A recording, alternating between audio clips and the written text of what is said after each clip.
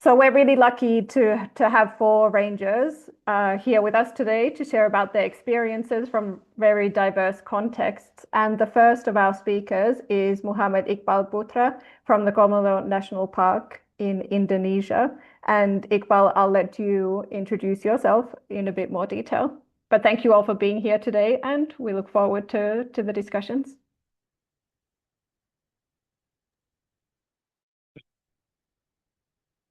So once again, thank you so much everyone for attending this webinar. I know for the Indonesian audience, this is pretty much late night, like dinner time. So thank you so much for allocating the time. As Maria said, we're gonna have like four speakers, including me, the first one.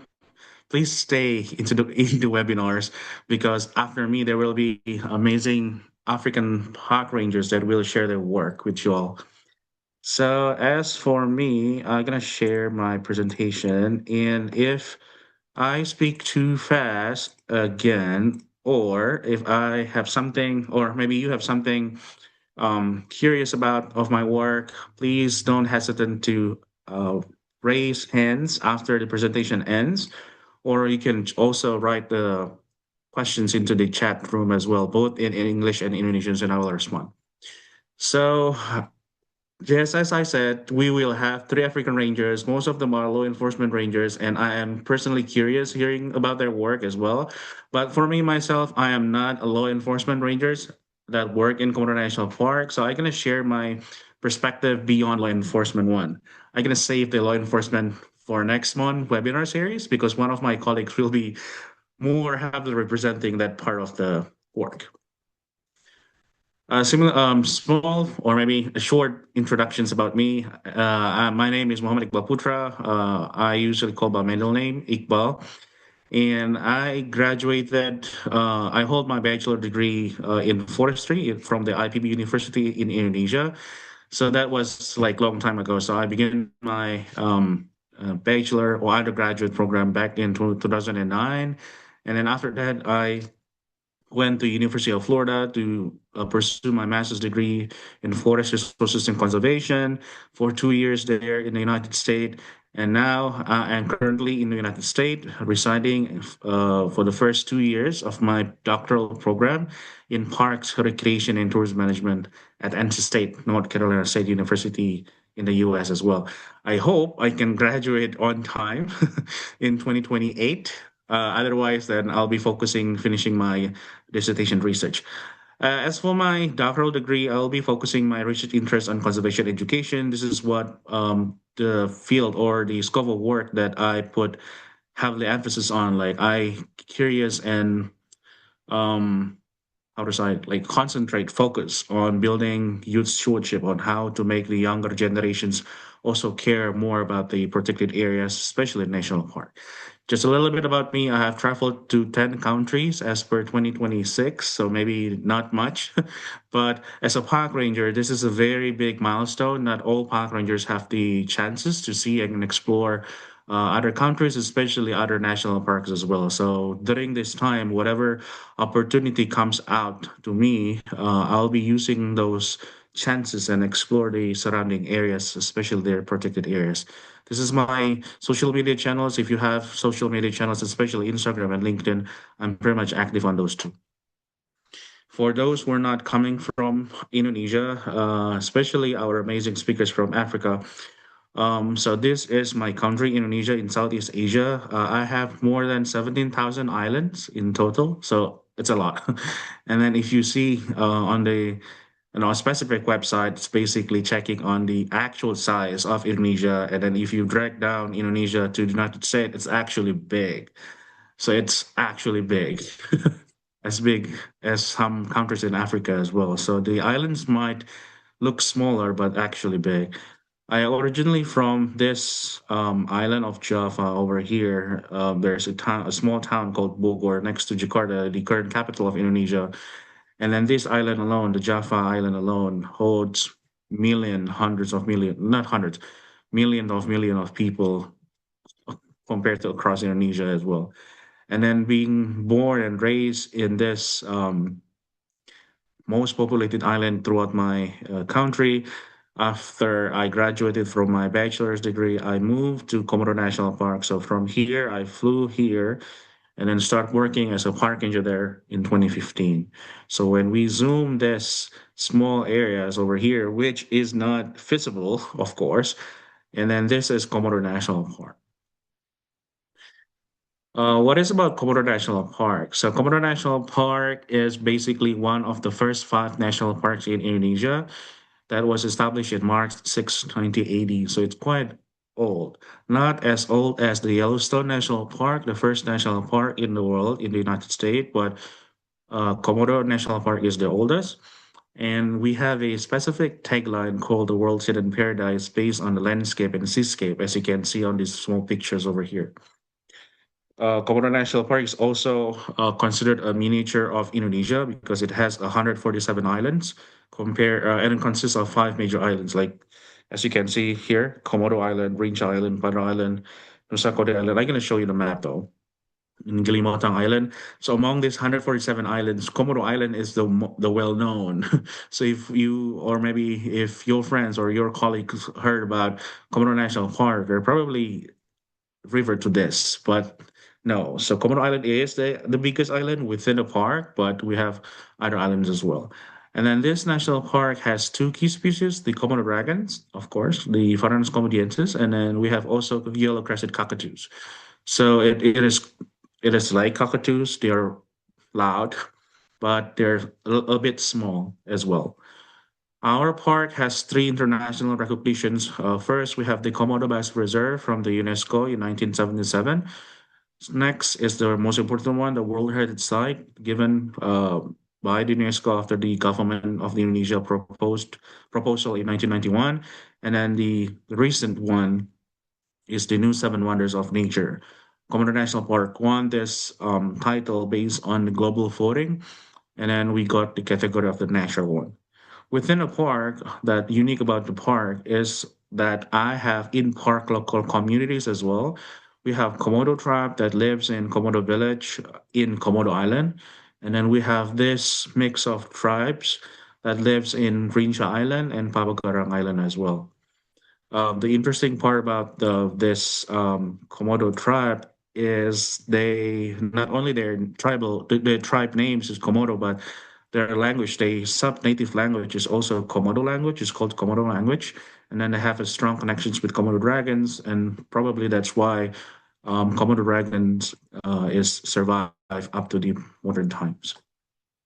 Speaking about the role of rangers in Indonesia, we have a lot of roles in across protected areas management in Indonesia, but I'm gonna like focus on these four um, direct subdivisions or direct roles that my ministry, the Ministry of Forestry, has been assisting and supporting on. In total, there are 9,531 conservation personnel based on the Ministry of Forestry data in 2020, early 2026. And of course, some of them are the superintendents and the directors as well, which aims or which goals is to govern and to supervise all of the field works across 57 national parks in Indonesia and other conserved areas throughout Indonesia. And then speaking about the four roles in Indonesia that is the sole focus. First is the law enforcement ranger that focusing on protection. And also we have this role called Manggala Agni. This is the Indonesian word that focuses on fire management. One, for instance, if there are bushfires happening, so the superintendents will dispatch this Manggala Agni to distinguish the fire as well. But not, if there is no fire, then they will be supporting and assisting most of the protection work with the law enforcement ranger. And we also have this forest ecosystem ranger. So I personally work as a forest ecosystem ranger here in the park. And then this position, this role focuses on wildlife. So wildlife monitoring, wildlife research, um, some kind of, we also involve in tourism related issues as well and visitor management. And then the last one, we have the forest extension ranger that focuses their work on building community resilience surrounding protected areas, including in the buffer zone. And of course, these four roles cannot work without the support of the administrative work that most of their time works in the offices. For me, park rangers, of course, as knowledge holders and visitor managers as well. So, recalling to my presentation title, many of the ranger roles, this is one of them, knowledge holders and visitor managers. So, we are not only focusing our work in the protection, but also focusing our work in collecting wildlife data, especially our key species wildlife, including managing the visitors as well within the tourism business, the ecotourism business one. In Komodo National Park, park rangers protect wildlife by commanding field-based ecological knowledge with responsible management of visitors' interactions and tourism pressures. So this is, of course, a cute graph. This is not scientific, but I gotta like show you that based on this activity, the camera traps, the special team that was trained to be the expert doing the Komodo dragon population monitoring, the baby dragons and things, even the one of the intern here. Based on these activities, we yielded um, an annual populations of Komodo dragons every year. So this is one of our big goal in Komodo National Parks to generate the numbers. So how many Komodo dragons actually live in Komodo National Park? So we got the data from 2021. So before 2021, of course, we got the data, but I'm gonna show you the first 5 years, the last 5 years, so from 2021 up to 2025.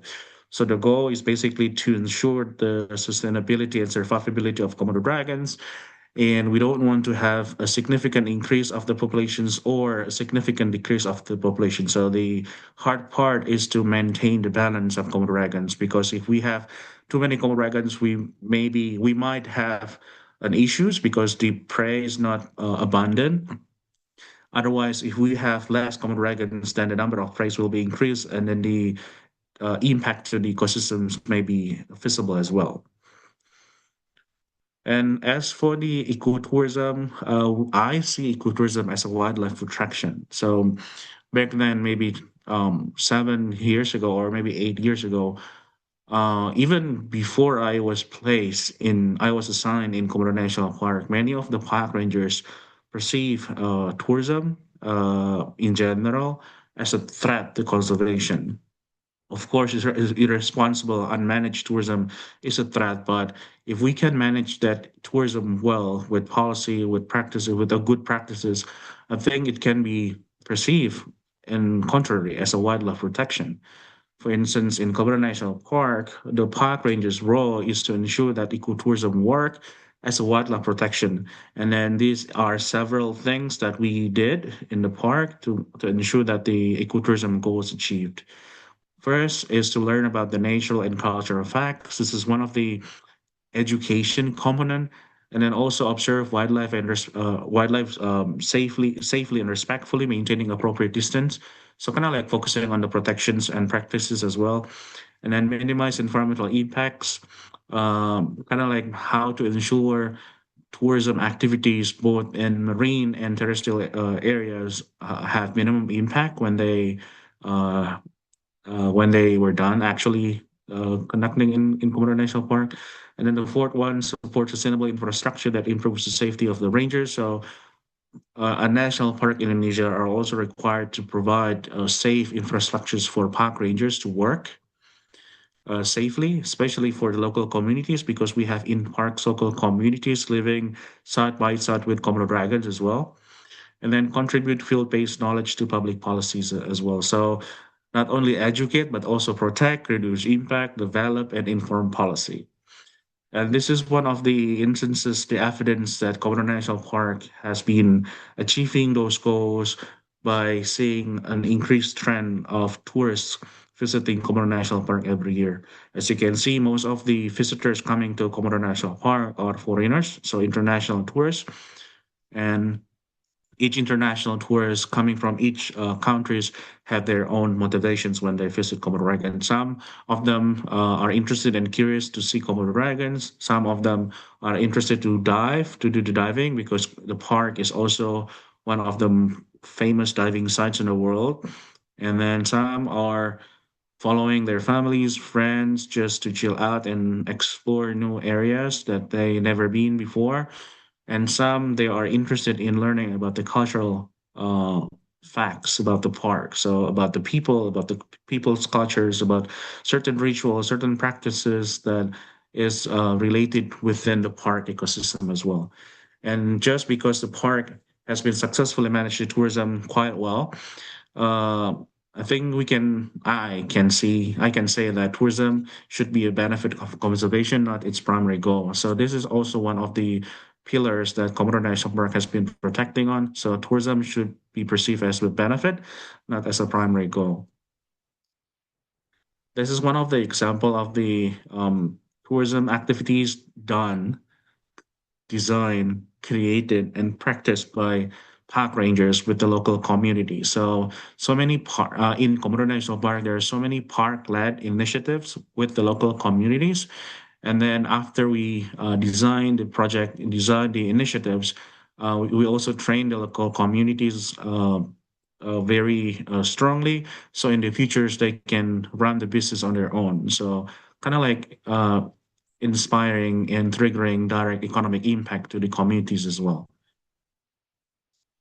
Aside from protecting, and then aside from tourism, I also see park rangers' role as a community connectors and educators as well. As of course, in this webinar, I will not be explaining deeply about a certain program that I personally founded in 2022. It is the Ranger Goes to School, but there are so many programs that park rangers with their team in the park, not only in Komodo National Park, but all national parks across Indonesia are providing their services for the to improve the welfare of the or the well-being of the local communities in Indonesia. In my park, we have two highlights here. The Ranger Goes to School, as I mentioned before, which allows the park rangers to teach high school students in Labuan Bajo. So Labuan Bajo is the main town. So if you're traveling from your country to Komodo National Park, you have to fly to the capital of Indonesia first, to Jakarta or to Bali, because that's the biggest international airport. And then from those airports, you can continue flying to Labuan Bajo International Airport and then check on the surrounding. This is basically a coastal town, used to be a fisherman town. Now it's a semi-modern tourism town. And then as many issues happening throughout the world, these young kids, young generations of Indonesia, even though they were born and grew up very close to protected areas, one of which is Komodo National Park, their connections to the nature is quite limited, quite minimum. So, and they kind of like perceive Komodo National Park as the tourism destinations only. So how to generate money, how to get careers, how to get jobs from the park, not necessarily think how to make the park sustainable for their own future as well. So this program, Ranger Goes to School, trying to reconnect the youth with the nature by using Komodo National Park as the core magnet to learn and to build sense of belongings with the nature as well. And then it encourages the young people to see themselves not only as a residents near the park, but also as a broader park ecosystem and system as well. So even though they are students or undergraduate students, they still have part in within the park ecosystem, and their voices should be heard. The program from 2022 up to this year has been reaching more than 1,800 students, grade 10 and 11, from five different high schools. This year, currently, our colleagues, a female ranger named Yofi Septia is now holding the responsibility for being the Ranger Goes to School program manager. And then this year we only have one school for about 105 students, grade 11. And before this year, or maybe this year, probably will be the last attempt that the program will be delivered annually. And beginning this August, we will try to make this program gradually moving toward a semester-based format with divided learning content. aside from the ranger goes to school, we also have these youth and community empowerment. There are so many programs that we did beyond classroom. For instance, we also have tendon training. It's a weaving training basically for women in the buffer zone villages. And then it also inspired community participation as well. This is a glimpse of a park rangers program. Of course, not all instances are like this. Because we teach them in the classroom basis. So one or three rangers visit their classroom and then deliver the materials, both using the books digitally and using mobile phones as well, both indoors and outdoors. And then we also had this celebrations of doing a small competitions for the kids. This is the community participations, or maybe the training that we did in Komodo National Park for the people in Golomoro Village in the buffer zone areas. We think are not unique to Indonesia, but the motive probably is. So we are trying to teach how to weave first, and then when these beautiful women mastered the skill of weaving techniques, then we can teach them how to create their own um, patterns, weaving patterns based on the landscape or seascapes they are imagining. So trying to foster their creativity, and then within a year and a half, we kind of we I would say we made it because these women at first they can't weave at all because weaving is not part of their cultures, but the surrounding villages are. But when we introduce these culturals to these women, they are so excited, so curious to learn. And then finally, after 1.5 years, they made it to make this weaving fabric. And of course, save for the last, I will not say anything about law enforcement just because, like, I am not law enforcement ranger. Hopefully, some of the audience attending this first seminar series will also register for the next month webinar series. We will share the flyer, but I'm sure that one of my colleagues from Komodo National Park will explain more about the frontliners, like what do they did, what is the risk, what is the challenge being a law enforcement ranger in the Komodo dragon's habitat, and there are so many amazing stories behind these beautiful smiles of my colleagues in Komodo National Park. Some key takeaways. This is my last slide.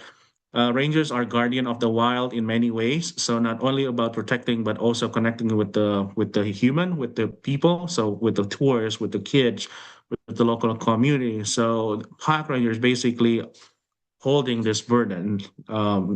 We can't just focus on protecting the wildlife, but also have to think about the people as well. So that's why I put the humans surrounding the park rangers, which also makes a park rangers is a challenging job because managing wildlife is okay, but managing people is more difficult because there are so many factors within it, and then a park rangers must be able to address and overcome and facilitate and accommodate those challenges so everyone can have a win-win solution as well.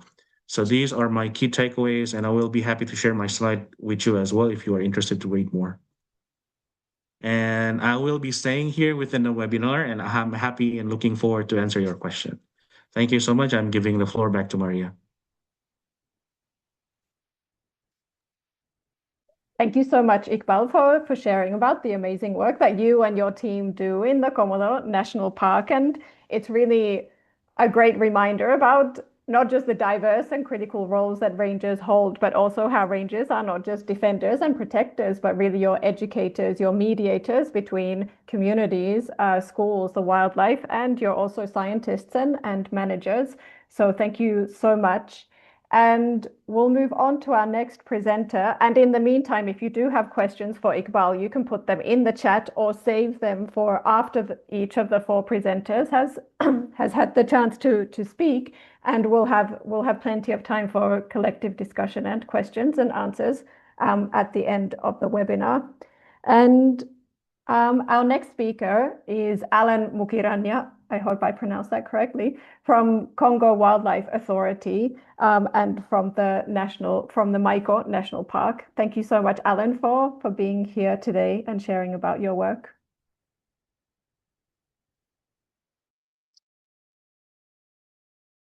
Thank you very much, Dr. Maria. It is a pleasure to be with you this afternoon. In my country, we are already afternoon. I don't know what time is it in different country we are coming from. I'm Alain Mukiranya. I'm a ranger working for Congolese Wildlife Authority, known as ICCN. And in French, it's called Institut Congolais pour la conservation de la nature.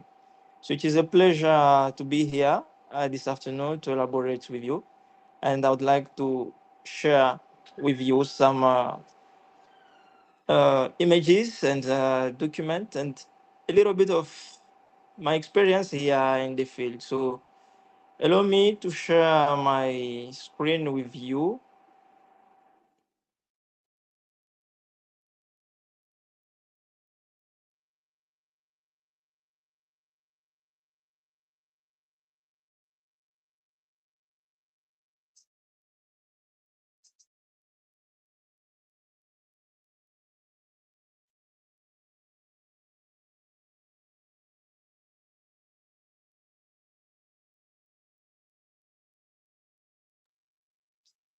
Thank you very much. As I said, I'm Alain Mukiranya, working for ICCN, known as Congolese Wildlife Authority, and I'm happy and excited today to exchange with you about our role as rangers beyond our known duty, that is wildlife conservation.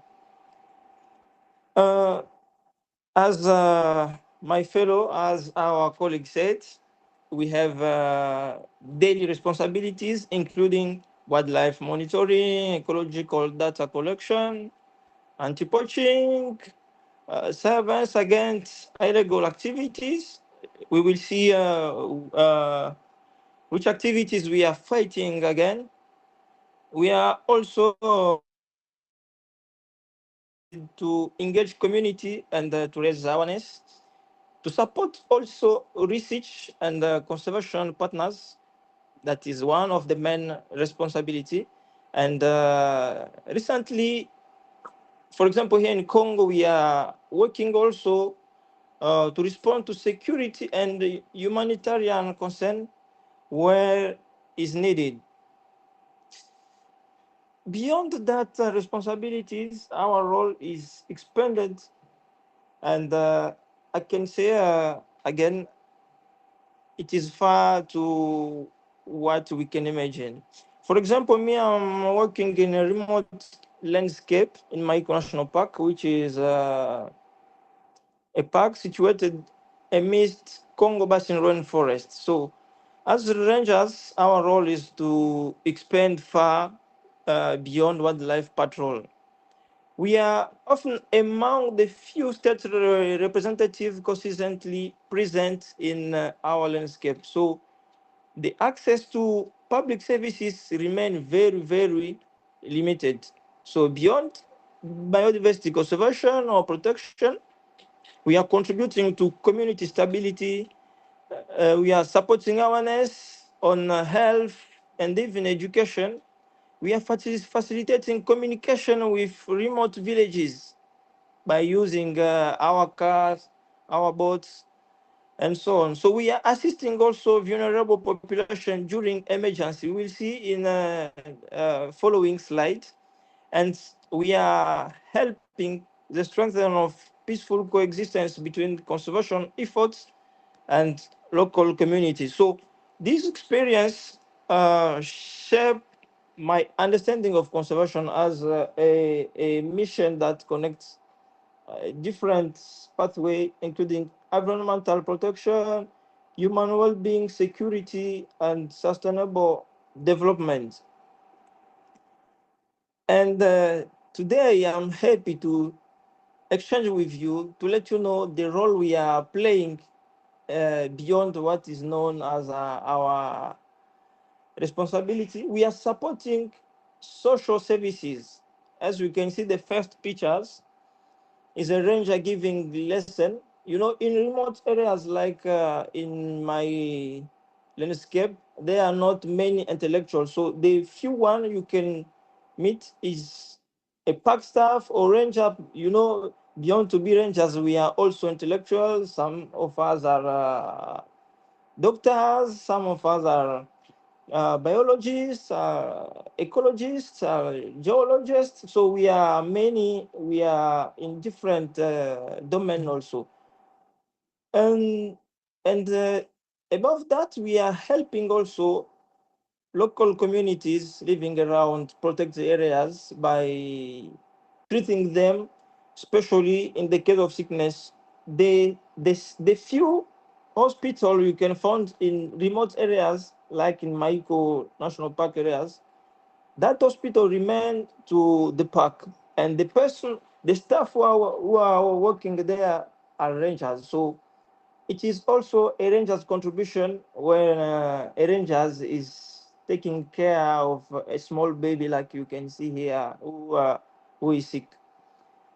And I mean, you had since a few days that there is an epidemic, the Ebola epidemic in my country. And as a ranger, we are amidst this situation. We are playing also a vital role as rangers by helping to check the health and temperature of people and even supporting other activities. As you can see, this is a colleague ranger who is checking at our checkpoint. The passengers, you know, our park has also roads and even rivers that is used by local communities. And the last images here you can see is a ranger who is doing what is not supposed to do, but in this case, we are the unique one who can do it. We are supplying people by giving them water where there is no water. So I can say that we are assisting emergency, even a medical evacuation in remote areas. It's only who have cars, plane, boats, bikes. So in the case of the situation that need evacuation, community come to the park to ask that support, that help, and we do it with pleasure. We are facilitating also awareness campaign on health, like nowadays about Ebola epidemic. We are supporting education, as I said, and environmental sensitization. We are helping also to connect community uh, to live in peace, where community are fighting for lands, for other things like natural resources. So we are helping also in some case to put community on the table of negotiation in order to build peace. We are also helping them to get partners for different for their different problem or needs. For example, agriculture. So rangers also among us, there are some person who are working in such projects. So the reality in our daily operation in remote areas, it is always here characterized by very limited infrastructure, and that is challenging us to access to different zone or areas. And community living also far from public services, as I said, we are facing the same challenge also with local community. Imagine living at 50 kilometers from an hospital or a market or a school. So it is a big challenge shared by rangers and even local community. So working also in such remote areas, we are doing also long range patrols on foot through isolated zones with no road. So we are working during our patrol, and even communication is also an issue, even health facilities. And as you know, Congo is also known as an insecure country. So we are facing a security challenge that is linked to armed group, and I like that is attracting people in the park and even militia or rebels. So that is one of many challenges we are facing. So we are also using the traditional knowledges. Among us, there are some rangers who come from local communities who are indigenous. So the traditional ecological knowledge passed through generation remain extremely valuable in conservation work. I can say, for example, in our patrol, how to detect that this is lion or gorillas or elephant that passed here. So we have to use also traditional knowledge, and the ones in local community that who have that knowledge, we are working with them as rangers or guides during our patrol. So this knowledge communities understand it very well, and it is being very helpful, and it will be for us, even for local community in future, and even for future generation, by using, for example, medicinal plants where there are no hospital or even other services that can be helpful in case of sickness. So we are using also. I remember one time I've used some leaves to treat some illness I had in the patrol. So by collaborating with communities, indigenous knowledge, it is strengthening conservation outcomes, and it is improving trust between us, rangers, and neighboring communities. So, in many situations, local knowledge has and still helping us to improve wildlife monitoring, identify threat, and guide field operation in remote areas. In this picture, I was making a discussion with ranger. We were in the meeting planning a patrol. So there was one details that was not understood between me and our ranger. So we decided to go outside and to explain far from screen and map. So the explication I had from this guy who is just showing something, so that expression were very helpful, and he's an indigenous guy who is helpful for us.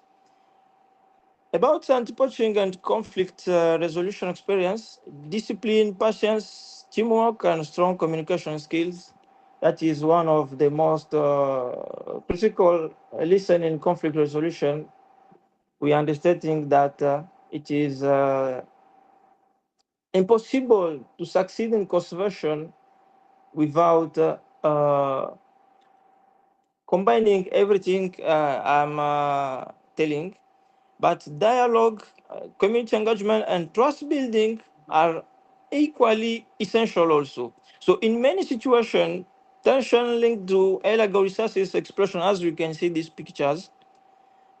Behind me is a gorilla killed by local communities. So the gorilla was killed because it was living in farms in the buffer zone. So the buffer zone is also the farm for local community. And for us to pick even this gorilla killed, it was another challenge. So the dialogue, through exchange, through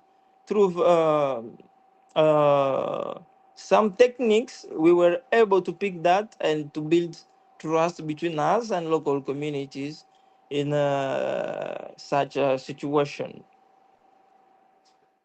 Let's talk about community outreach and again about how to build trust.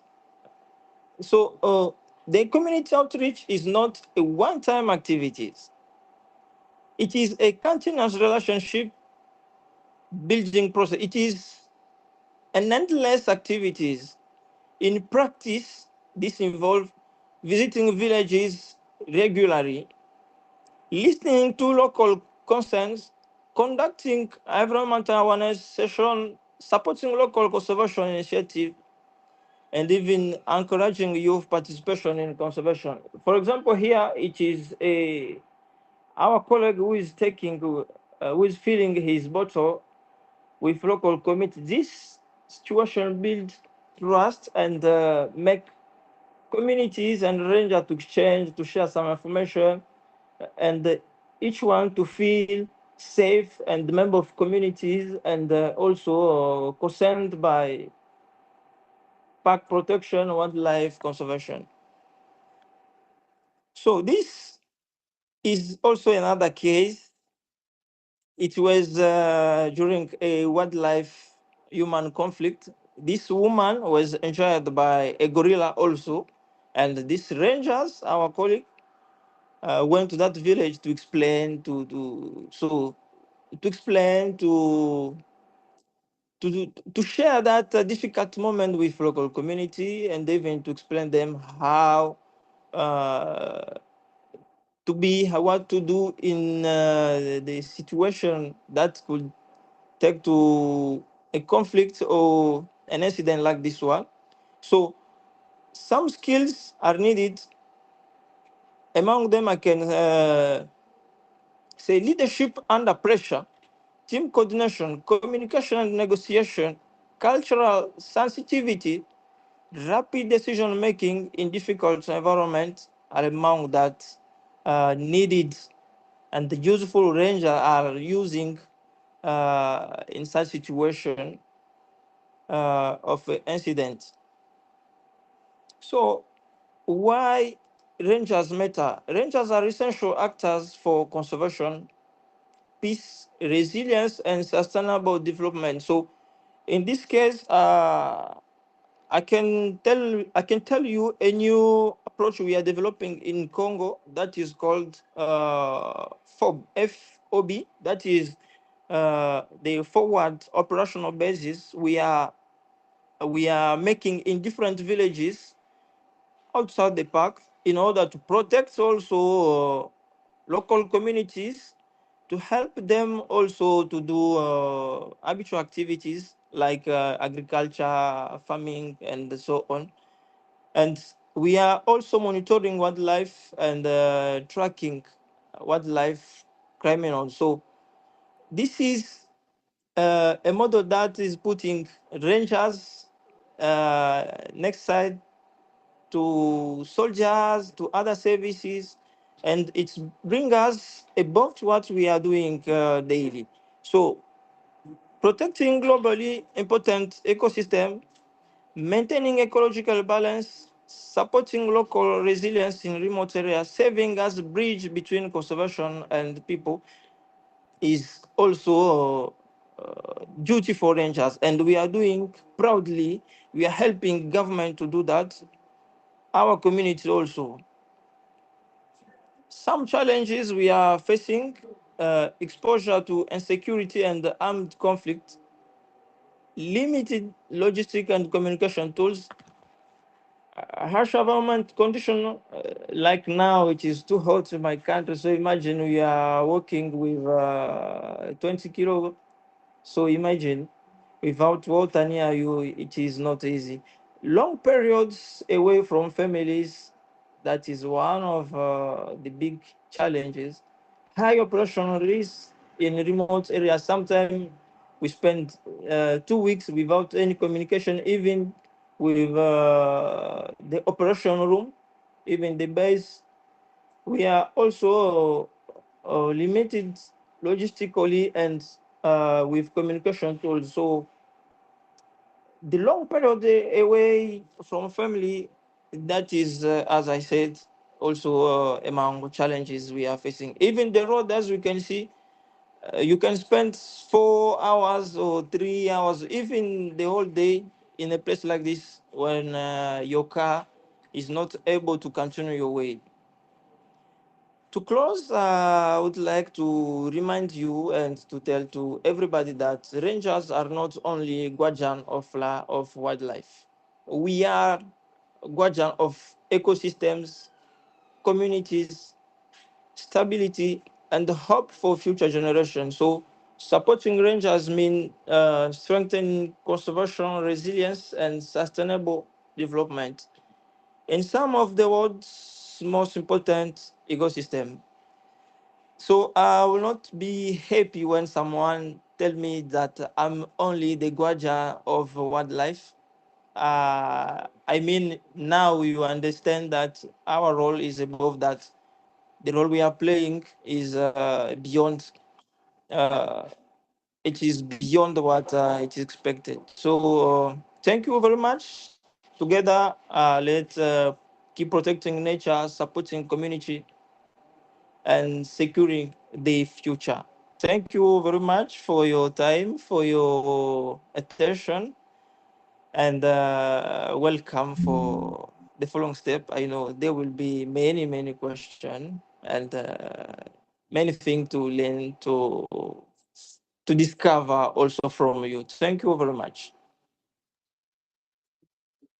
Thank you so much, Alan, for sharing your experiences and also for,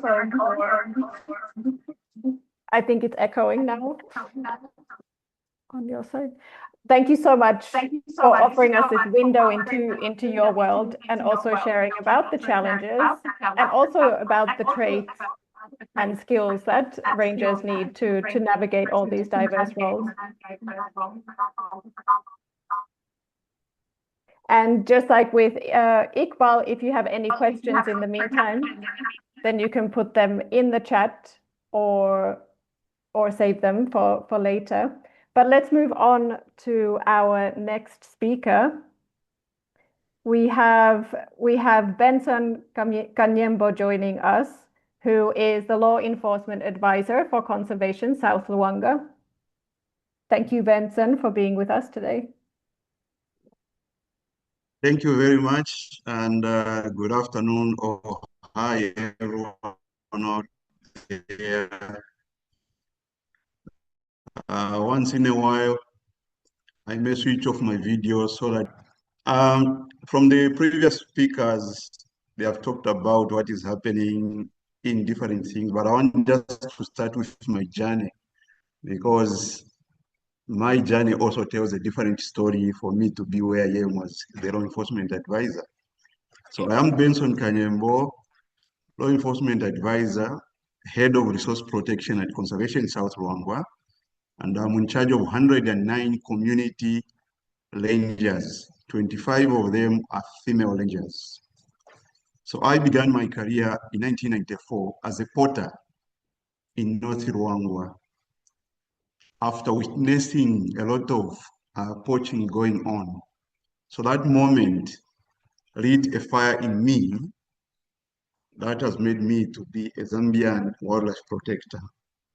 So over the years, I have served in many roles as a village scout, community scout, wildlife police officer, senior wildlife police officer, senior instructor, operations manager, head of special operations and canine unity. So each of these roles have given me a deep understanding of the challenges and responsibilities of the rangers in the front line. So between 2003 and 2018, I have had the privilege of training 1,000 rangers in Zambia, Malawi, and Zimbabwe. So this is one of my best or highest achievement that I like boast about. So helping to build this skilled and resilient ranger force remains one of my proudest contribution in conservation. So in 2009, I joined Conservation South Luangwa as the operations manager.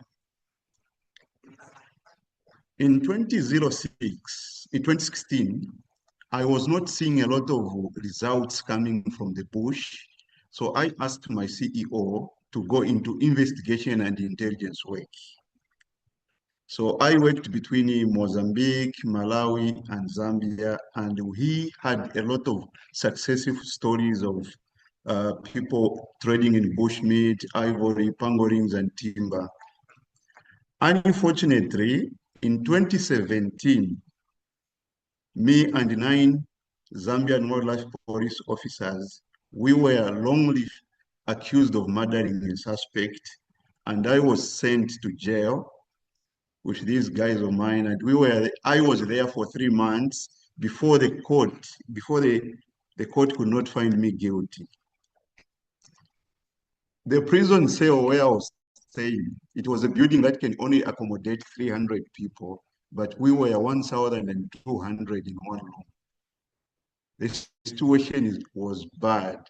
The same criminals that we were arresting were the ones now we were sharing the same cell block together.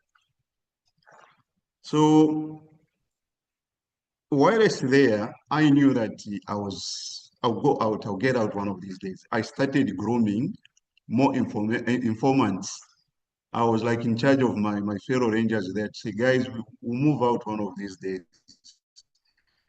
Just be there, be strong. And I continued cultivating and recruiting more informants from the people in the jail. Yeah, so prison was not only my sacrifice. My dedication to the front line had already costed me dearly by being absent from my family. By the time I got from jail, I'd already lost my first marriage. My wife went away with my children. Only one daughter remained who was visiting me in jail. In 2018, when I was out of jail, I was promoted now as law enforcement advisor for conservation in South Luangwa. My work has been recognized internationally. In 2019, I won the Task Wildlife Ranger Award. In 2020, I won the Africa Ranger Award. The same 2020, I was the first runner-up on the Rhino Conservation Awards.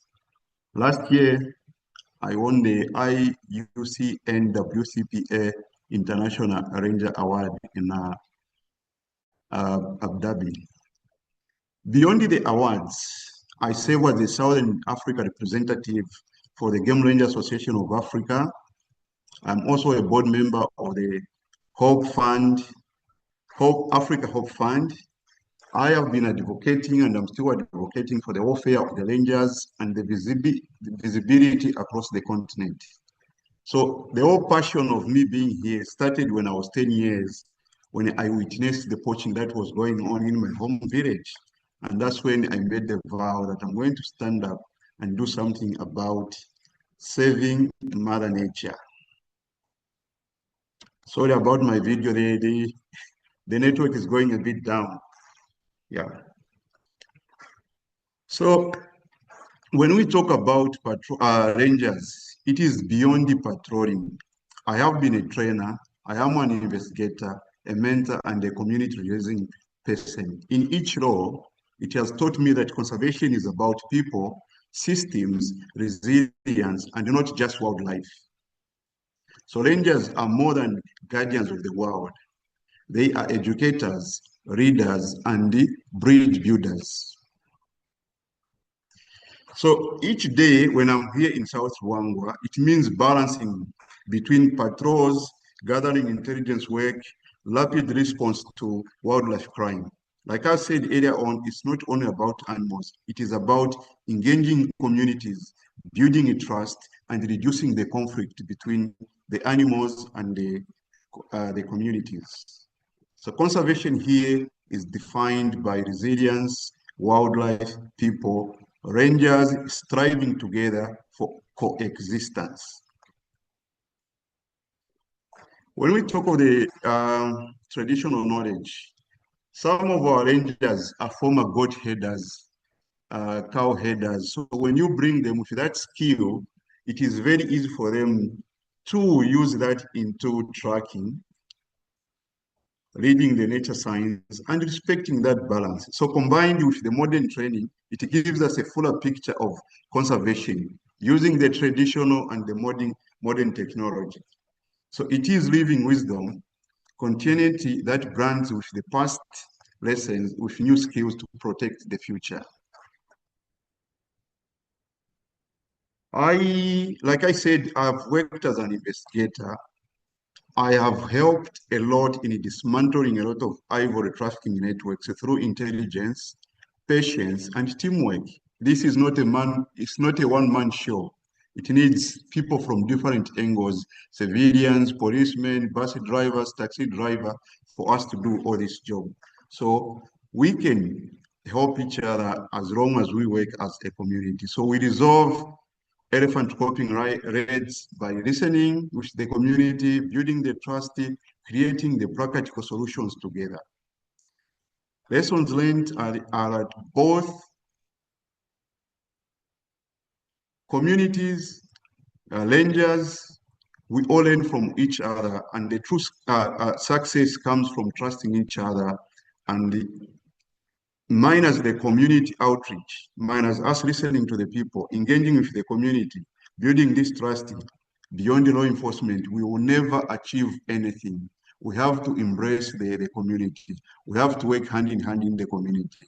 Because even after retiring, I'll still go back to the community. So that trust should be there. Long-term conservation depends on that trust. Rangers and communities must work together. One of the successes stories that we have in South Luangwa, here in Zambia, we created this first Zambia's Rapid Reaction Unit. This group helps in tackling the human-wildlife conflict. Because of introducing this group, the elephant mortality has gone down, the human injuries and death has gone down by 300%. So this has helped us to build that trust with the communities. So what is important is here is to be proactive, community-centered leadership turns conflict into coexistence. I won't say much about the rangers because my friend also spoke about this, that rangers are more than just protectors. We are educators, we are leaders, we are cultural knowledge keepers. Our skills shape the ecosystems. It strengthens the communities. So conservation success depends on the resilience and the service. So my closing remarks will be ranger empowerment is the foundation. It is the foundation of conservation. Leadership is not about titles. It is about responsibilities, integrity, and service. Together, we build a legacy where people and wildlife will thrive. I'll end there. Thank you very much.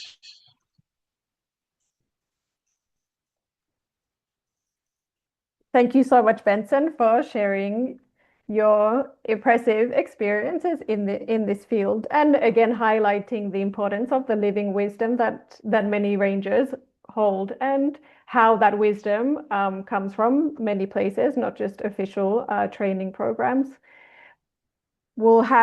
I would love to ask more about you as a ranger trainer, but we can get to that in the collective discussion in the end. And we can now move on to our final speaker.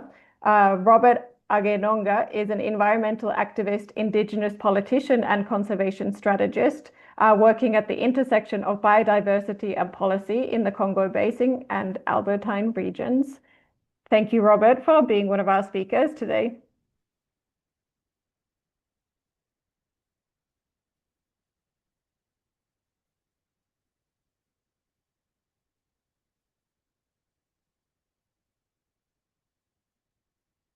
Robert, I see you're unmuted, but we can't hear you. Hello. Yes, now. Okay, thank you everyone for joining from wherever you are. I think it is my pleasure to be speaking with you today. To me, I think I am a very small ranger who is unarmed, and just like Ikbal said, I'm not a law enforcement ranger in a way that my work as a ranger does not involve, sophisticated approach to conservation. I became a ranger when I co-founded organization that buy land and acquire land to create private reserve, private forest, which works similar like a protected area. So over time, as the project started to grow and develop, we realized that we need a group of forest guard who became rangers, of course, to monitor and conduct a biodiversity survey as well as protect the landscape against any unintended threat to conserved area. So over time, I noticed that I'm a ranger alongside my colleague, and this work is taking place in 2 geographical locations, in the corridors between Masizon Fall National Park in Uganda, where the organization I co-founded, Environmental Defenders, since 2021 has been working to rehabilitate the wildlife corridors between Masizon Fall National Park and East Madi Wildlife Reserve, which was historically a national park, which was later degazetted and became individual land. And this, regardless of the land ownership and tenure rights in the corridor, wildlife such as animal important for conservation, like elephant, lion, giraffe, and many other small and large mammals continue to use the corridors. And the land use in that corridor is incompatible with the conservation goals.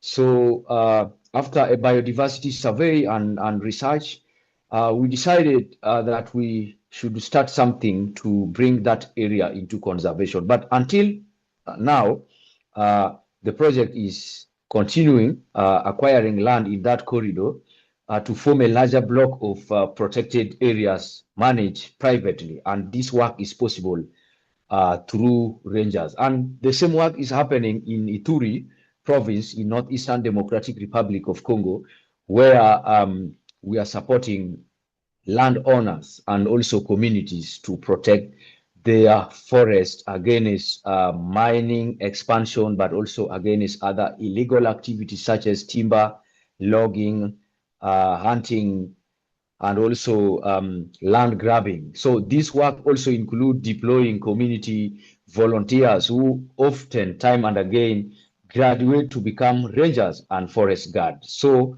for me, I think I'm the tiniest ranger among all of you who have already spoken, because the categories of this work differ a lot from Ikbal in Indonesia to colleague in South Africa, and also the other speaker from ICCN, the Congolese Wildlife Conservation Authority. So in my opinion, and practically from my in-point form of views, I think I am a ranger because I care about forests and take care of private reserve in the Albertine region and also in the Congo Basin. And this work involved restoring degraded land, as I already mentioned, and also supporting a community to have protection of their land together, so that we can have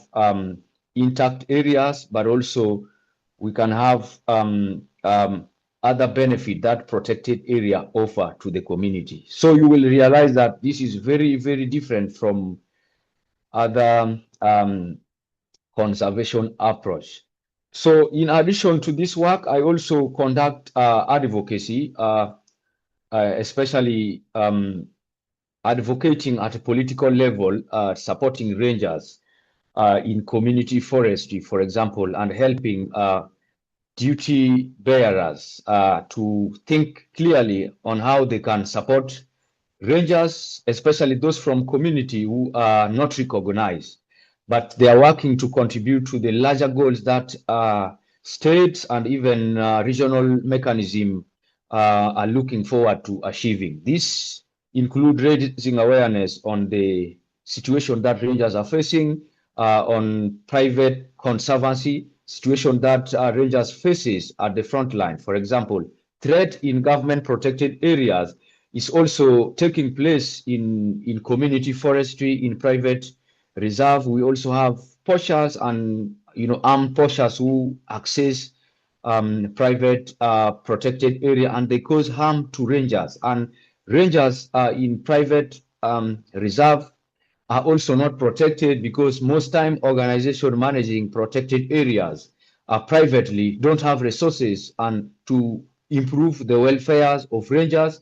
Rangers are lacking equipment which can help them conduct patrol. So my work is to advocate for rangers and also raise awareness in different fora with politicians and also organizations. And lately I started training rangers in private reserve and also community forestry in the province of North Kivu, Ituri province in Democratic Republic of Congo, but also in province of Shopo and on Hotuele, where there is a growing cases of community forestry creation by international and local organizations.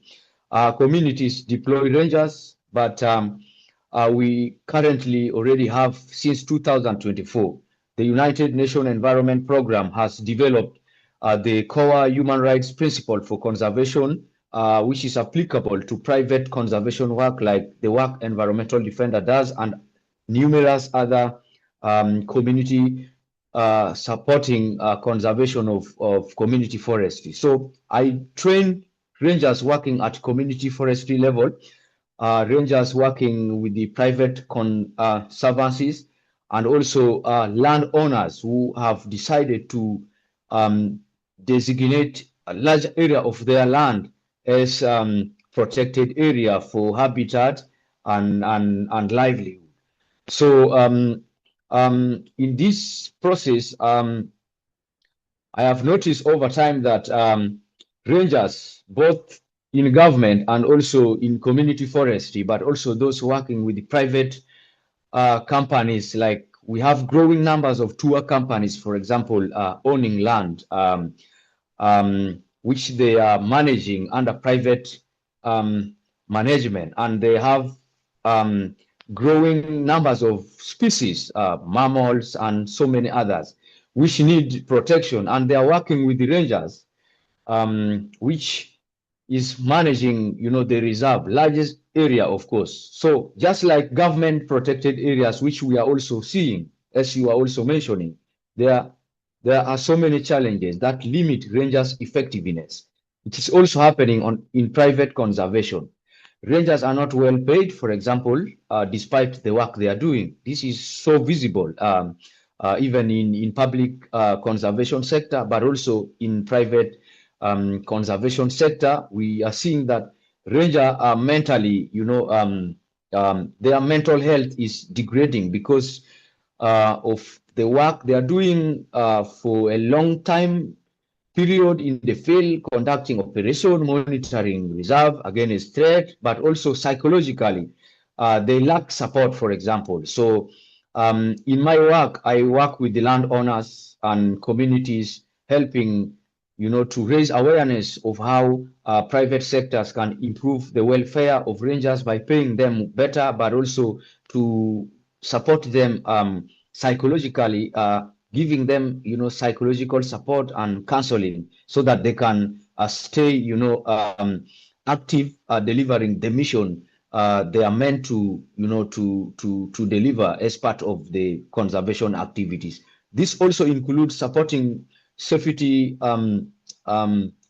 practices, training rangers on best physical security strategies they can deploy in the field, because this is private conservation. You cannot just own gun and start protecting your land or your private forest without authorization from state authorities, Ministry of Defense, and all that, which is also very expensive, but also given the human rights principle for conservation, sometimes the use of military equipment in a community forestry is prohibited, because this is the same situation which has actually happened over a long period of time in areas where government is managing forestry, which were either confiscated from indigenous people or local community long time ago in the colonial history.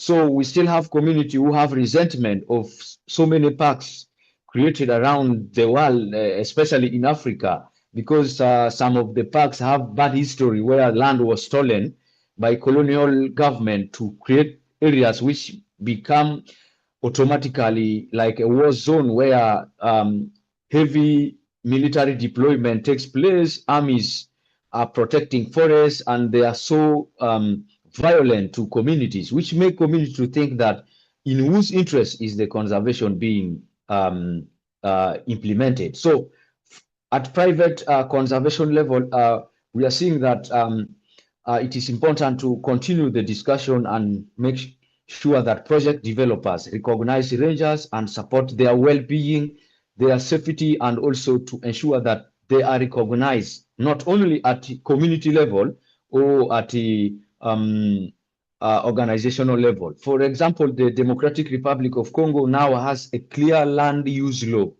And also prior to that, we have the community forestry law, which give mandate to community to get, documentation for their land and take ownership of their land. But we want to know that government is the custodian of the implementation of the law. As the law is already being implemented in the DRC, we are seeing growing numbers of communities having title to their land, and they are declaring their land community managed protected areas, and rangers are working there without pay. But also we want the government to know that they should recognize, just like they have recognized the land rights of indigenous and local communities who are now protecting forests, which the government uses in their statistic to report on their national determined contribution and other commitment which the government of the DRC, for example, have globally towards achieving, different conservation goals. So this is how my work is actually framed. Protecting rangers is also protecting communities, because this is very important. Although rangers are not well paid, but they are exposed to extreme danger because they are meeting sometimes they are meeting armed group, for example, in Ituri province, in area surrounding Mohoyo, a key biodiversity area linking Virunga National Park with Ituri. ADF has been conducting activities for a long time, which has prohibited government from taking total control of Mohoyo key biodiversity area, which is tropical forest in that region. But we still have community, for example, who have lived in areas such as Commander, who are protecting their own forest, and also private landowners who are protecting their own forest. So given this, rangers who are working in this landscape have even become like a watchdog and informers to the government wildlife protected area authority like ICCN. And we are so much informed and aware that community forest guard and rangers working in that area, they give information to ICCN, for example, concerning activities taking place within Mohoyo and other key biodiversity area. And this is important, and we need to raise the awareness of the work they are doing, but also the challenges they are facing in the field, because they are not recognized as state employees, but the work they are doing contribute to the broader government goal. So going back to my work in the field, I think my typical field work involve patrolling and joining my colleagues, because I'm not a full-time ranger, but periodically I work in the field sometime to monitor the health of forests, and also to see and join colleagues who work permanently in the field to ensure that they are also supported and listened to. My work conducting training on core human rights principle for conservation, which is a new tools, and also we want stakeholders everywhere to get really familiar with this principle. This is a 10 principle that clarify how existing human rights law applies to private conservation actors. They do not create new rights. For example, they draw on United Nations Declaration on Indigenous Peoples, International Labour Organization Rights of Workers, and the UN Guiding Principle on Business and Human Rights. This is important because so many private actors are already engaged in conservation in South Africa, East Africa, and with the time, if security improves in countries such as DRC, we are expecting a lot of private actors engaging in conservation. These include tour operators, hotel owners who will, with time, actually begin to have active engagement with the private conservation because it is working already in other regions. But the principle applies directly, and it is specifically designed for actors, private conservation actors. So this includes respect for human rights and the rights of indigenous people and communities. As private actors are involved in conservation, they should respect human rights and the rights of indigenous people and local communities who have protected or who have lived on this land since time immemorial. So this principle apply directly to project developers, but also private donors who finance conservation work, whether they finance government or they finance private organization or communities.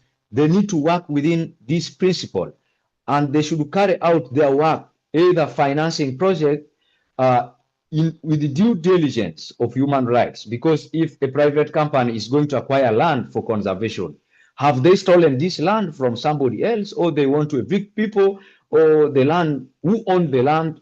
Has there been a free, prior, and informed consent in the process of negotiating?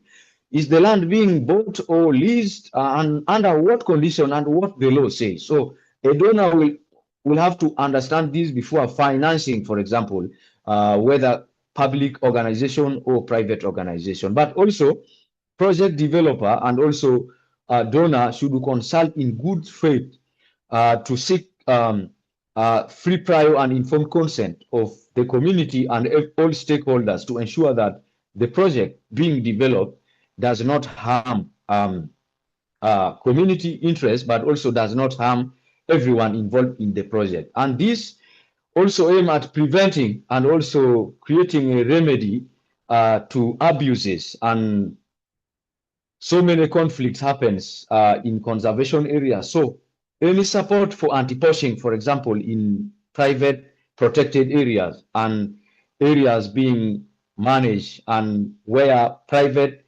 conserved area include enforcement by rangers. It doesn't have to be armed enforcement. So eco-guards should refrain from using military tactics, or armed forces must not be utilized in the project. And we see increasingly that already, if this principle are to be implemented, so many people will lose funding because there are so many donors who have already signed to these principles, and they're already funding projects that heavily deploy militaries. And also the militaries are not well trained. They are only responding in a harsh way to conservation, their response to conservation area protection sometimes is very brutal, and they are also hiring, for example, consultants from the global north who have served as militaries in the past and have now resigned, then moving to South Africa, East Africa, and in the Congo Basin region to start like private security company, and then getting, contract from government protected area authority to now deploy the military tactics which they have used in a war zone or in a war situation, and deploying this or transferring these tactics to eco-guards in the name of conserving forests. So which many people think is the same extractivist model of colonial government,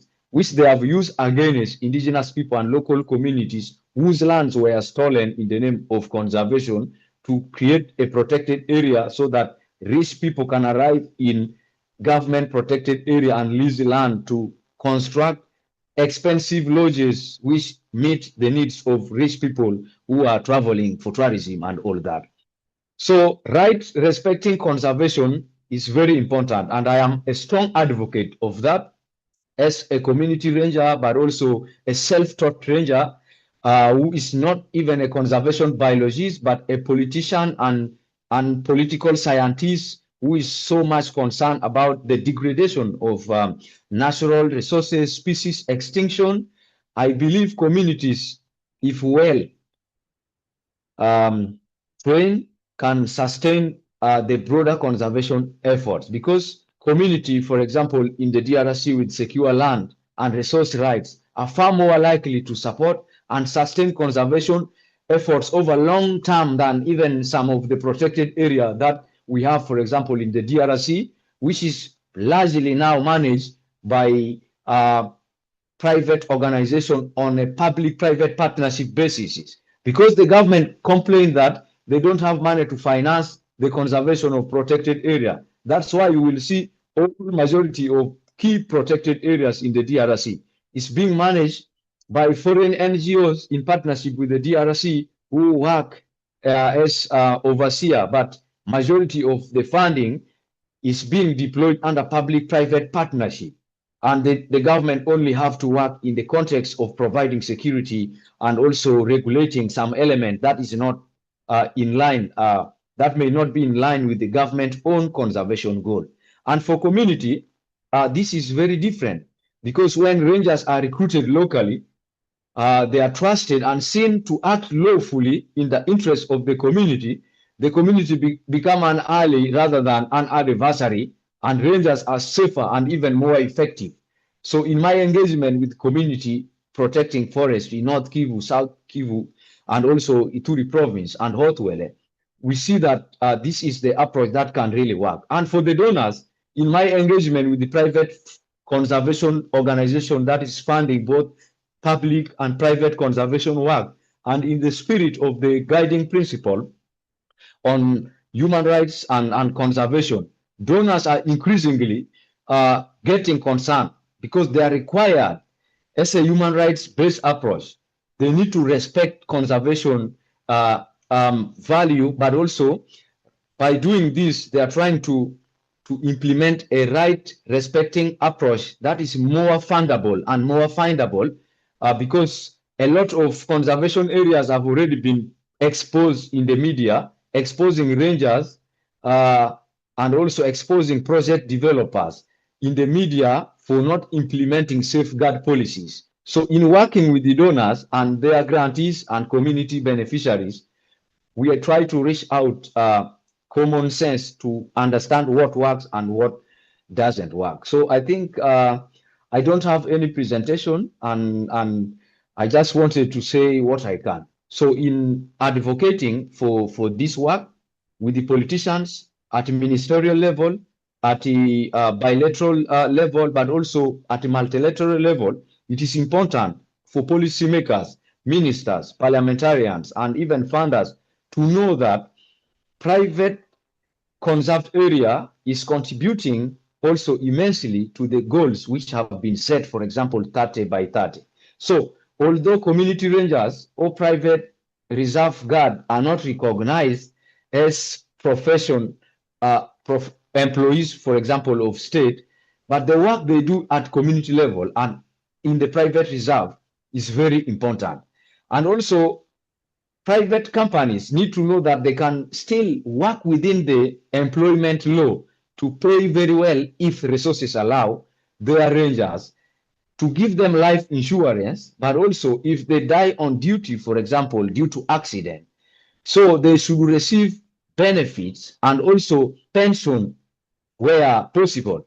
For example, Uganda has the best employment law now, which require anybody who pay their employees at least $50 and above, they need to work within the law to ensure that anybody who is employed has contract and agreement and is working within the law. Whether they are getting less or more, they should be supported as long as they are working. And of course, the mental health of ranger and their family, whether they are working in private conservation or public conservation, to me is very important. And these are the debate we bring in advocacy, especially drawing attention, although it is difficult, especially for politicians, to understand this, even when the law is clear in country like Democratic Republic of Congo, that land need to be protected by community.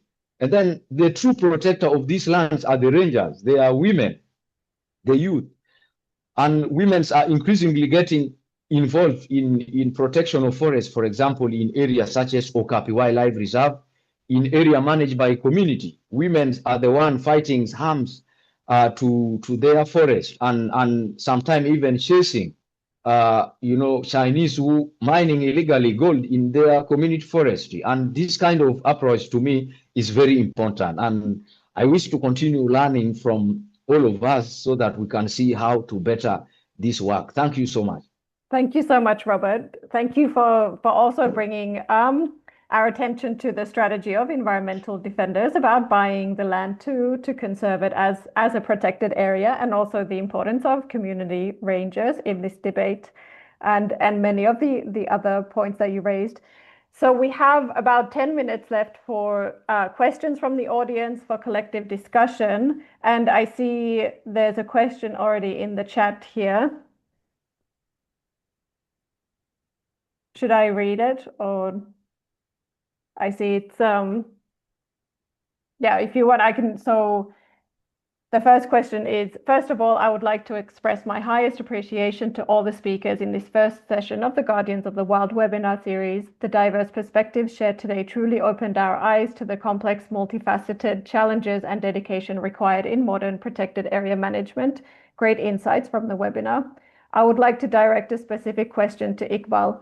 You mentioned how rangers bridge the gap between ecological monitoring, visitor management, and community connection. Moving forward with the Ranger Goes to School program, what is your strategy to create a seamless synergy between these newly trained young rangers and the frontline law enforcement ecosystem rangers?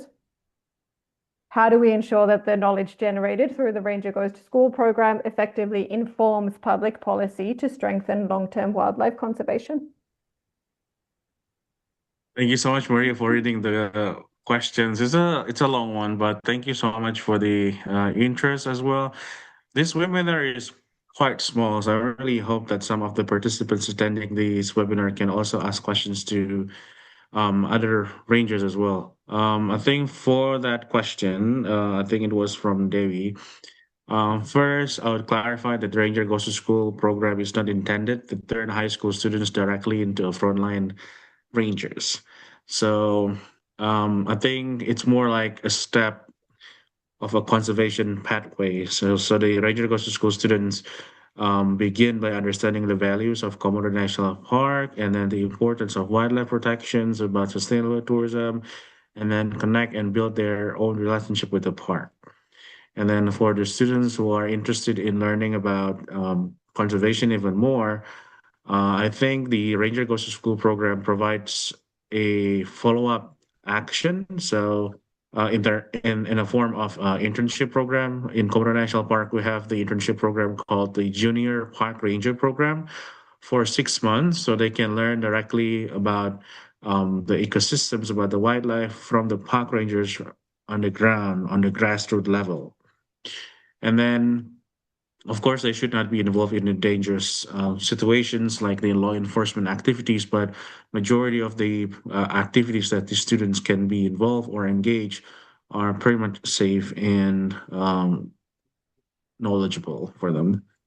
And I think the synergy begins with mentorship as well. Frontline rangers bring practical knowledge, not only about the wildlife monitoring, but also about visitor behavior, habitat pressures from the tourism, for instance, and community realities that happen in the park.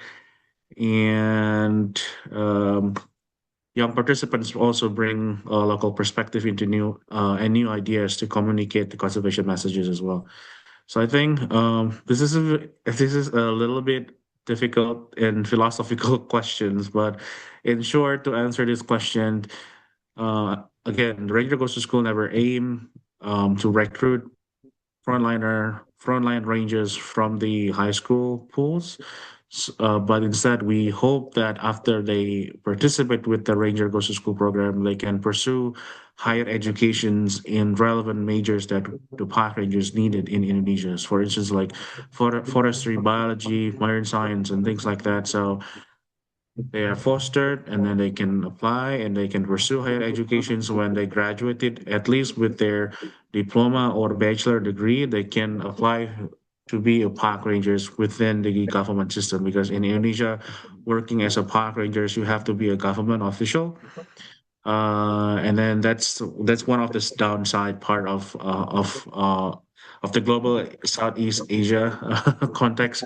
So you have to pass through some screening tests, screening examinations, and things like that. Aside from you are being knowledgeable, and then you can be actively involved in the park work. But before that, the program kind of like prepare you for that. Hope that partly answered the questions, but would looking forward to hearing live questions if possible.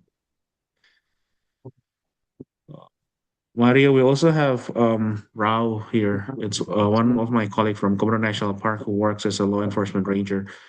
So if he is definite to support us with the next upcoming webinar, he will be happy to share the frontliner stories in Komodo National Park. But Rao, do you have any questions, or any other of these 6 audiences have any questions? Dewi, Risky, Claudine, Charlotte. It's super hard to meet these amazing colleagues from Africa. So if you have any question, please don't hesitate to ask.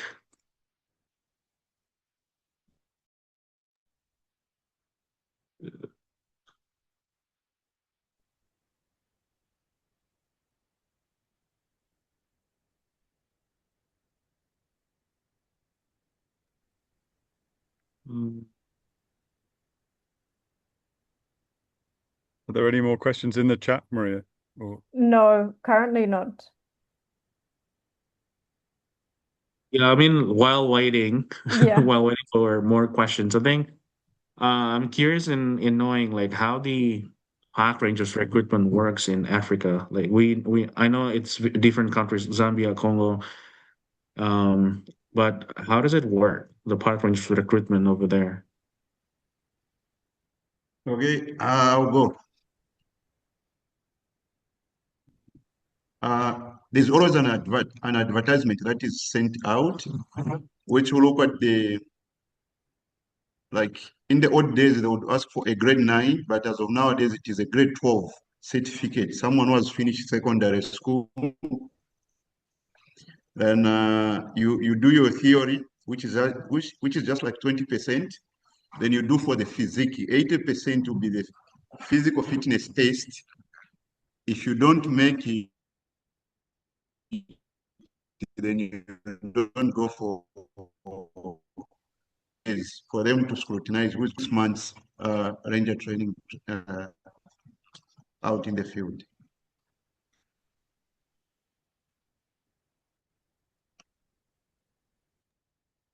And Alan, do you want to share? Oh, I was going to ask if you wanted to share about your recruitment and training process. What was that like?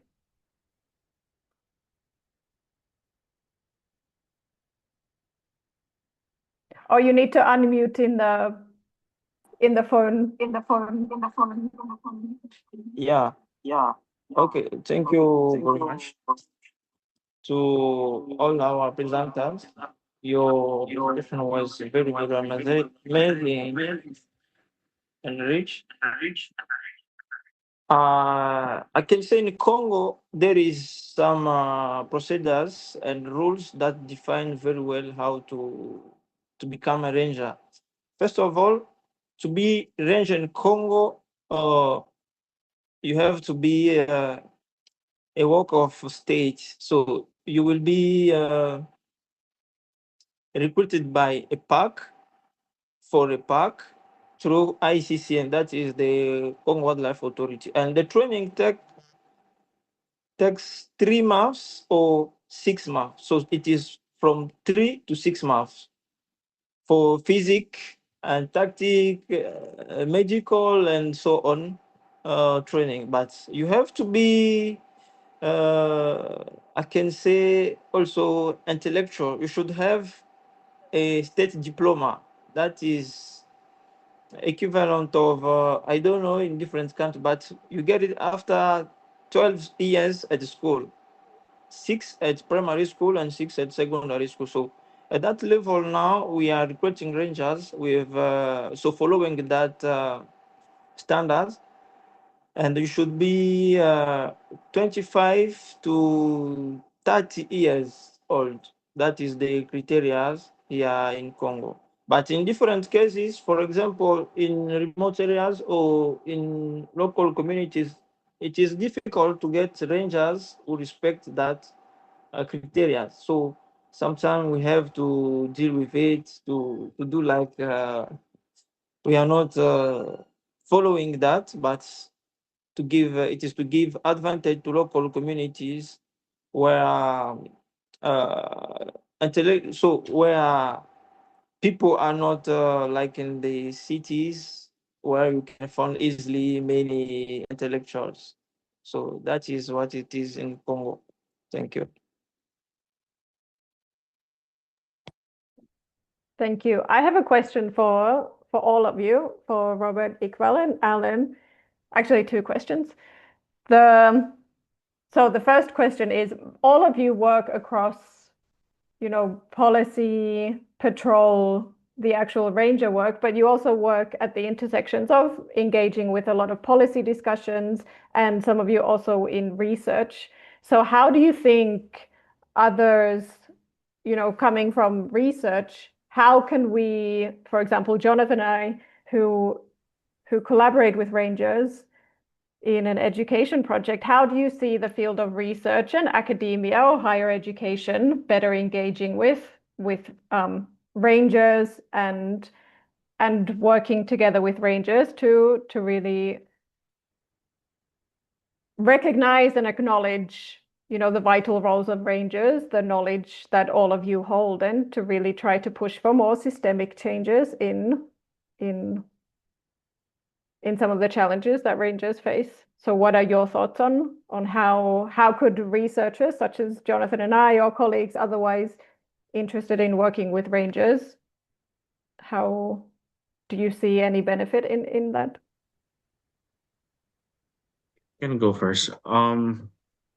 Short answer, yes.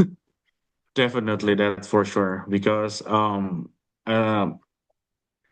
even if we had a doctoral degree, we can't work alone. We can't work in silo. So we need more people to jump into the work, especially managing the protected areas. I know this is case by case instances in Indonesia. I think the most it is it is required, I guess, to have partners to help conservation education's program, like the Ranger Coastal School or other initiatives really relevant to that. But in terms of how to get involved, I think it is easier to involve with a partner as an NGO form or university form. So in Komodo National Park, we have a partner called Komodo Survival Program. It's an NGO that used to be based in Bali, now based in Labuan Bajo. All of them are researchers, but they are wildlife ecologists. So most of their work are about Komodo dragons.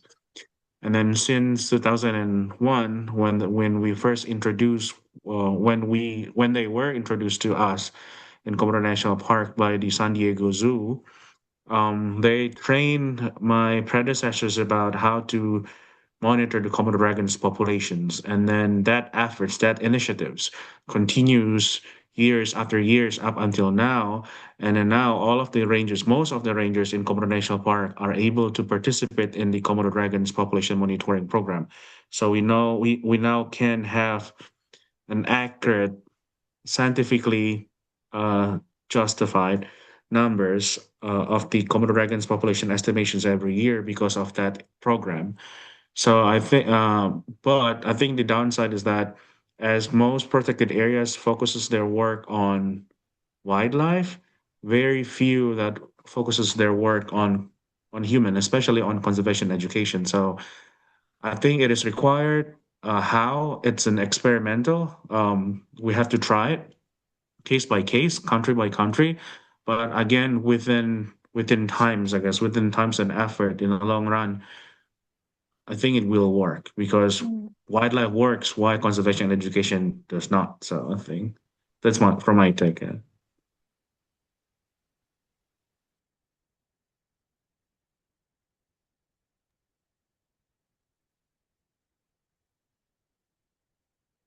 Any other thoughts on this?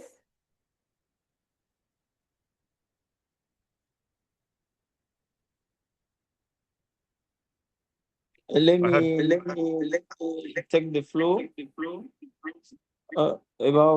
about this question. I can say in Congo, especially, even different countries in Africa, becoming ranger is the most dangerous, critical work. And nowadays, we are getting few young who want to become, who dream to become ranger. So, in this case, a program, something that can be helpful to inspire to take other young to become ranger. You know, our countries have set an objective that in 2030 we have to protect 30% of our lands, our ocean. So to do that, we have to become also pragmatic. We have to recruit to be many rangers to protect that, as well as we are not sufficient to protect what it is now protected. So a collaboration in that case can be useful to inspire, first of all, I mean, at that level, to show that rangers is not the work to fight poachers. It is also doing other things. It is about passion. It is a vocation.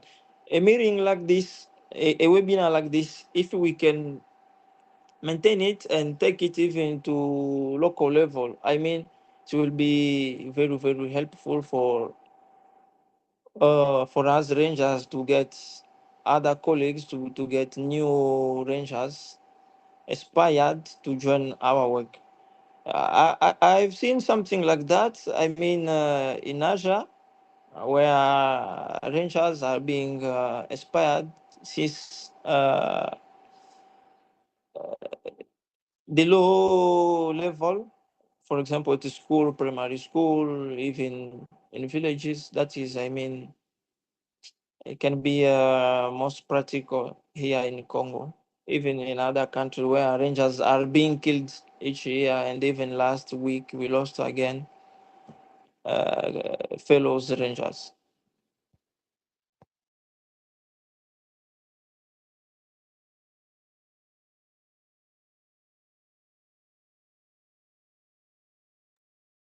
Thank you both for sharing your thoughts on this. Jonathan, did you have a question? You unmuted earlier. Yeah, I was just Maybe kind of I can also contribute to that question first before Yeah. because I also have to leave and not be a good thing. Thank you so much for that. In my opinion, I think yes, it makes a great deal of sense because I would go at the intersection of policy and ranger security, for example. Researchers are not optional contributors, but a missing link, especially in the context of Congo Basin, for example. Recently, I see a chilling report citing that there are less than 100 published researchers working, for example, on conservation issues in the Congo Basin. And there is a possibility that a majority of these making 100 figure probably are also people in the diaspora who contribute to academic discussion or research work on the issues of conservation, ranger safety and security, or even protection of biodiversity and all that, compared to over 500 to thousands who are only concentrating on Brazil, Amazon, and So it means that there is inadequate information, and also reality is not that balanced, because for the Congo Basin, for example, DRC makes like 75%, if I'm not mistaken, of the Congo Basin forestry. So it means a great deal of work is in the DRC, where due to history of conflict, yes, it's no doubt there are so many Congolese who have gone away in the neighboring countries because of conflict. They have to remain there to study, then remain there. Then those who have remained in the country don't receive proper education, and also because of French being the language which is not all that popular in academic discussion. So you find that the voice from the Congo Basin or Democratic Republic of Congo is missing. So most of what I can assert in advocacy, or others we are asserting in advocacy, for example, that rangers are underpaid, for example, that the work damage mental health, which everyone already knows, that right respecting conservation perform better, that enforcement has harmed communities, for example. So this is very true, but now we have the evidence on the ground. So policy are moving very fast, sometimes without evidence. The evidence can be documented through well-researched, rigorous academic publication, media report, with input from people on the ground, for example. So, for example, when a minister or a donor hears, for example, they hear, we believe they can differ, because they also speak so many things which doesn't add sense sometimes, and also they don't know what they are talking about sometimes, because they are always moved by, for example, public sentiment. So researchers are the people who turn what rangers and community already know into something. For example, a parliament can rely on, a court can rely on, a grant committee can make decision on, for example, to dismiss or approve large scale, medium, or even small grant for conservation. So I think this can also contribute significantly to the struggle of people at the front line, like rangers, but also, like amplifying the voices. And to be clear, there are few distinct things only research does well. The first is building the baseline.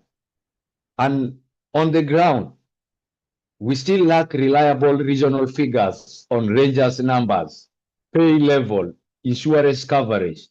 We only see report coming from international actors already engaged and using like very few sample, like to talk about injury, mortality, but there is indication that things are actually taking a lot. For example, when Global Witness report as part of their killing of defenders annually, since they started monitoring the retaliation and death to environmental defenders, and each year they give significant focus on the DRC, and they report significantly on rangers dying in the DRC, but the death they are reporting or injury they are reporting is only from government protected areas.